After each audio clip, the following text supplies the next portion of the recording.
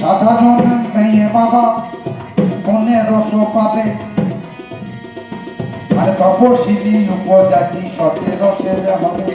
ঢোল বাজনা সানাইয়ের সাথে কবিয়ালদের লড়াই যা একসময় জমে উঠত ভালোই। বাংলা কাব্যের বিশেষ ধারা ছিল মনোরঞ্জনের অন্যতম উপাদান। বর্তমানে আবারও নতুন প্রজন্মের কাছে কবিগানকে আকর্ষণীয় করে তোলার মরিয়া চেষ্টা। আমার যে সমস্ত জুনিয়র এবং সিনিয়র যা ছিল প্রত্যেককে নিয়ে আলাপ আলোচনার মধ্য দিয়ে কবিগানের কর্মশালা এখানে আজকে এই রবীন্দ্র সদনে, মুর্শিদাবাদ জেলার রবীন্দ্র সদনে অনুষ্ঠিত হবে। কবিগানই যেমন শাস্ত্র নিয়ে কথা এবং বিজ্ঞান এসব নিয়ে সমস্ত নিয়ে আগে ছিল, এখনো সেই আছে।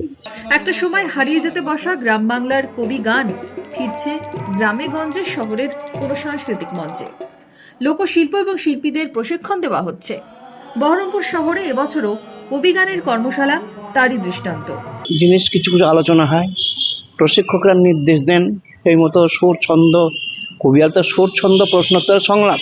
লোক সংস্কৃতি ও আদিবাসী সংস্কৃতি কেন্দ্রের আয়োজনে এবং মুর্শিদাবাদ জেলা তথ্য ও সংস্কৃতি দপ্তরের সহযোগিতায় কবি গানের কর্মশালা ও অনুষ্ঠান বহরমপুর রবীন্দ্র সদনে। সারা পশ্চিমবঙ্গে বিভিন্ন আঙ্গিকের ওপরে লোকশিল্পীদের কর্মশালা চলছে। আমাদের মুর্শিদাবাদ জেলার জন্য ঠিক করা হয়েছে কবি গান। মুর্শিদাবাদ, নদিয়া, বীরভূম, বর্ধমান রাজ্যের বিভিন্ন জেলা থেকে 100 জন লোকশিল্পী 3 দিনের এই কর্মশালায় অংশগ্রহণ করবেন। প্রথম দিনেও জমলো আসর। দলে দলে অনুষ্ঠান মঞ্চে কবিয়ালদের হাতে কলমে শেখানো হলো নানান আঙ্গিক। কেউ 50 বছর ধরে, কেউ 30 বছর ধরে কবি গানের পালায় আসর জমাচ্ছেন।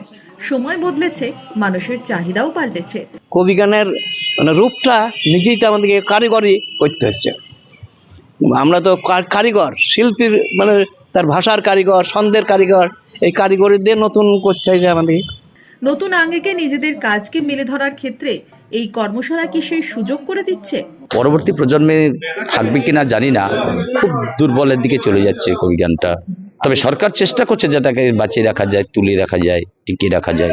বলছি আগেকার দিনের গান আর এখনকার গানের আগেকার দিনের গান ছিল কখন শুরু হতো কখন শেষ হতো কোনো সময়সীমা ছিল না।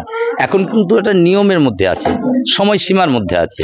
কবি গানের কর্মশালায় এবছর বাড়তি পাওনা কি কি জানালেন মহকুমা তথ্য সংস্কৃতি আধিকারিক। কর্মশালায় মুর্শিদাবাদ জেলা ছাড়াও পূর্ব বর্ধমান, নদিয়া এবং বীরভূম আরও 3টি জেলা থেকে 3 দিন ধরে কর্মশালা চলবে। মোট 100 জন শিল্পী এটাতে অংশগ্রহণ করবে। বহরমপুর থেকে রামচন্দ্র বিশ্বাসের রিপোর্ট, ইমাজিন কমিউনিটি মিডিয়া।